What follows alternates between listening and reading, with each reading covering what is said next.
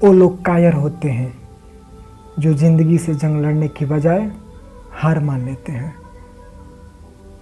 काल बा वीडियो अच्छा लगे तो लाइक कर दीजिएगा और चैनल को सब्सक्राइब भी। थंबनेल देखकर आप समझ गए होंगे क्योंकि आप तो बहुत समझदार हैं भाई कि वीडियो में हम क्या बताने वाले हैं। सही समझे आप। आज हम सुशांत सिंह राजपूत के बारे में ही बताने वाले हैं, जिनकी अभी 1-2 दिन पहले मौत हो गई है। और मौत नहीं, वो आत्महत्या कर लिए हैं। और क्या कहें हम, थंबनेल में भी तो लिखे हैं सुशांत सिंह राजपूत वाज अ बिहारी।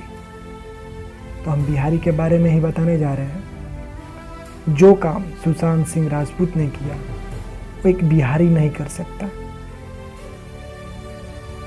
सुशांत सिंह राजपूत के पैरों से तो सिर्फ स्टूल ही खिसका है। हम बिहारियों के पैरों तले जमीन खिसक गई है।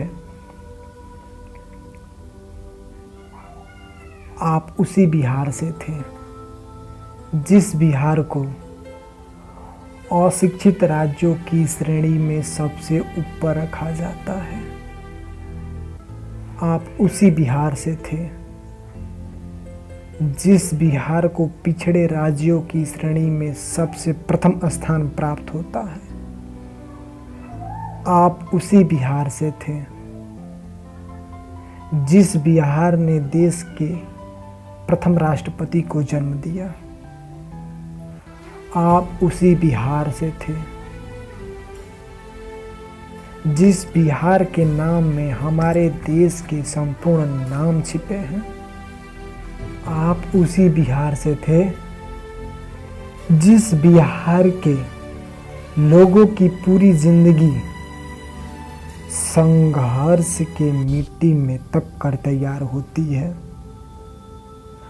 आप उसी बिहार से थे जिस बिहार के निवासी जब तक सांस रहती है जंग लड़ता है जिंदगी से, परंतु हार नहीं मानता।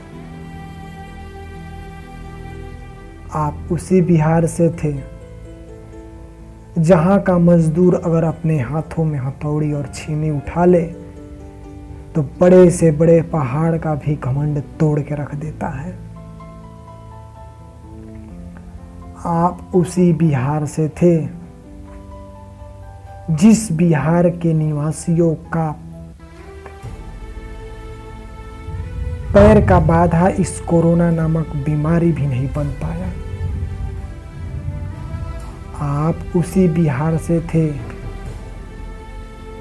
जिस बिहार के लोगों को अशिक्षित और पिछड़ा कहा जाता है, लेकिन देश में स्मार्ट सिटी, देश की अर्थव्यवस्था को मजबूत करने के लिए और देश को शिक्षित बनाने के लिए बड़े से बड़े स्कूल और कॉलेज का निर्माण यहाँ के निवासी सर्दी, गर्मी, बरसात अपने इन शरीरों पे सहन करके करते हैं।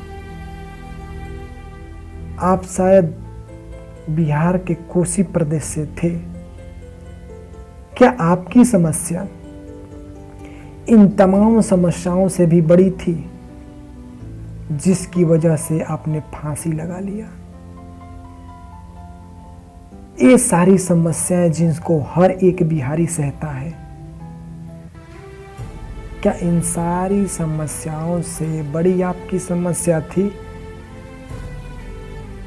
जिसने पल भर में आपकी जिंदगी को आपसे छीन लिया?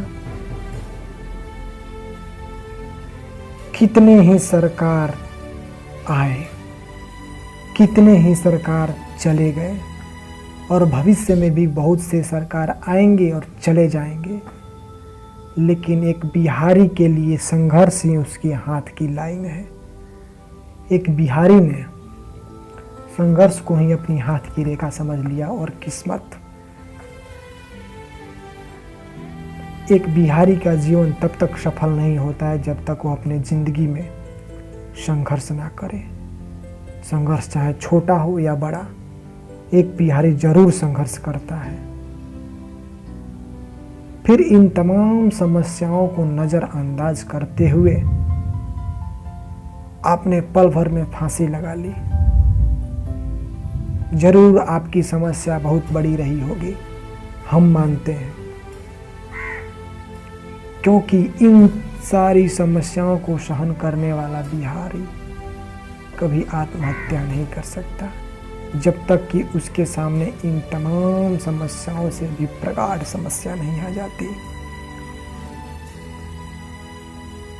एक बिहारी अपने परिवार के भरण पोषण के लिए चिलचिलाती धूप में रिक्शे खींच लेता है, ईंटें ढो लेता है, लेकिन जिंदगी से हार कभी नहीं मानता। वह जिंदगी से आखिरी सांस तक जंग लड़ता है। इस कोरोना जैसी महामारी में मुंबई, दिल्ली, पटना, बड़े बड़े शहरों में रहने वाला हर एक बिहारी अपने लक्ष्य तक, अपने मंजिल तक पहुंचने के लिए अपने पैर के छालों, अपने शरीर के जख्मों को भी नजरअंदाज कर दिया। एक बिहारी जब देश के किसी भी शहर जैसे मुंबई, दिल्ली, पटना, हैदराबाद, गुजरात कहीं भी जाता है तो वह अपने आप को उस परिवेश में ढाल लेता है। तो मुझे जहाँ तक आशा नहीं, पूर्ण विश्वास है आप भी बिहार से थे और आपकी समस्या हम सब की समस्याओं से भी बड़ी थी, क्योंकि आपके क्षेत्र में तो हमेशा हर साल बाढ़ आते रहता है और उस बाढ़ से भी आपने जीत कर मुंबई तक का सफ़र किया और मुंबई में आखिर वह समस्या शायद इन सारी समस्याओं से बड़ी थी जिसने आपको फांसी लगाने पर मजबूर कर दिया। तो हम भी वही कहते हैं जो बीजेपी के सांसद द्वारा कहा गया है, इसकी जांच होनी चाहिए। जय हिंद।